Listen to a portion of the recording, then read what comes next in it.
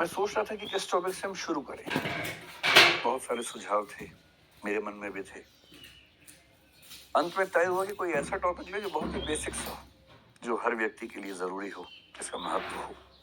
और मुझे पता नहीं क्यों, अगर मैं सोचता हूँ कि इस चैनल की शुरुआत मैंने क्यों की, इसका पर्पस क्या है, अगर एक पर्पस तय करना हो, बाकी पर्पस तो सारे होते ही हैं।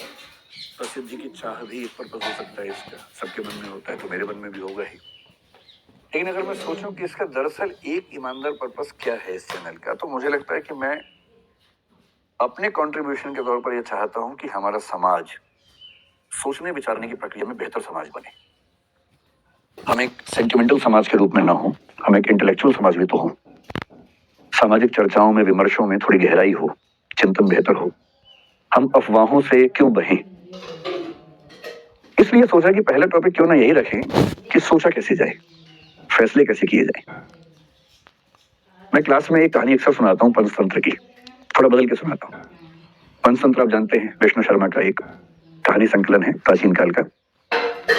उसमें कई ऐसी कहानी है जो हमें नॉर्मल लाइफ के बारे में, सामान्य जीवन के बारे में एक लेसन देती हैं, सीख देती हैं।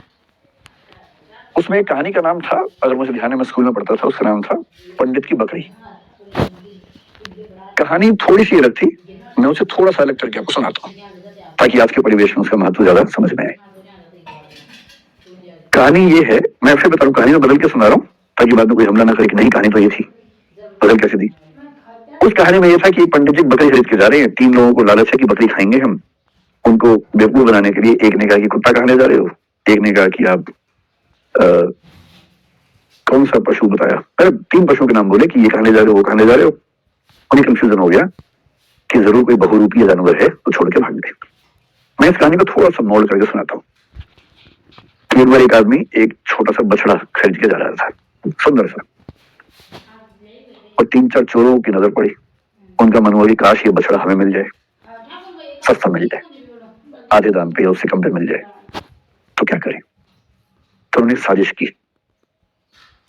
बारी बारी वो उस व्यक्ति से रास्ते में मिले। पहले एक व्यक्ति मिले एकदम सीरियस चेहरा बना के। उसने कहा, पंडित जी बकरी कितने के लिए।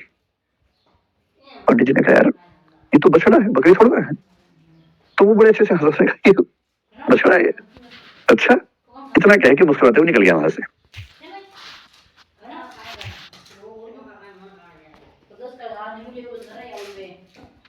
पंडित जी बोला, अजीब गधा आदमी है। फिर देखा है तो बछड़ा ही। उसका उतना ही काम था, किया और निकल गया। अब वो आगे चल रहे हैं, करीब 100-200 मीटर के बाद एक दूसरा आदमी अलग जगह से आया। इनके बीच में आपस में साढ़े गांठ है, इनको नहीं पता है। दूसरा आदमी आया और आके बोला, वाह पंडित जी कितनी मोटी बकरी है, एकदम बछड़ा लग रही है देखने में तो। अब इसको लगा कि तो मामला फंस गया। ध्यान से देखा, बोला नहीं यार मैं तो बछड़ा ही लाया हूँ। बोला वही तो मैं कह रहा हूँ, देखने में लग रहा है एकदम, लेकिन है मोटी बकरी। ये कह के वो निकल गया। फिर 1 किलोमीटर बाद तीसरा मिला और उसने कहा, पंडित जी बस ऐसी ही बकरी चाहिए मुझे भी, कहाँ मिलेगी ऐसी बकरी। उसने कहा, फिर पंडित ने फिर थोड़ा धमकाते हुए कहा कि यार ये बछड़ा है भाई, लेकिन अब वो दबाव कम बना रहा था, वो खुद दबाव में था। तो वो भी ठाका मार के, सब बछड़ा ऐसा होता है, अच्छा, ये करके चला गया। और फिर चौथा आदमी जो असली था उनका मास्टरमाइंड, चीफ कॉन्स्पिरेटर, फिर वो आया पैसे गिनते हुए। उसने कहा, अरे अरे अरे ऐसा ही बकरा चाहिए, ऐसी बकरी चाहिए, कितने की मिलेगी, कितने की मिलेगी। तो पंडित जी बोले, मुझसे बहुत बड़ी गलती हो गई है, मैं तो बकरी खरीद के लिए आया बछड़े के नाम पे या बछिया के नाम पे, फिर अगर घर जाऊंगा घर पे पिटूंगा, इससे अच्छा नुकसान कम कर लेता हूँ। तो एज्यूम कीजिए कि उस जमाने में 100 रुपए के आसपास का लिया था, तो उन्होंने बताया कि मैंने 100 का लिया है। 100 का, बकरी तो 20 रुपए की आ जाती है, लेकिन इतनी तंदुरुस्त है, अगर आप चाहें तो मैं इसके बदले आपको 40 रुपए दे सकता हूँ। और पंडित जी को लगा कि यार चलो 60 का नुकसान सही, कम से कम 80 का तो नहीं होगा, और 40 का उसको दिया और खुश होकर घर लौटे कि बच गया आज तो। अब ये जो पंचतंत्र की कहानी है, ये इसलिए है कि जब हम जीवन में निर्णय करते हैं तो हमारे पास बहुत सारे ऊट-पटांग से इनपुट्स आते हैं, और यदि आप बहुत समझदार इंसान नहीं है तो इस बात का पूरा खतरा है कि कोई ना कोई कभी ना कभी आपको बेवकूफ बना ही देगा।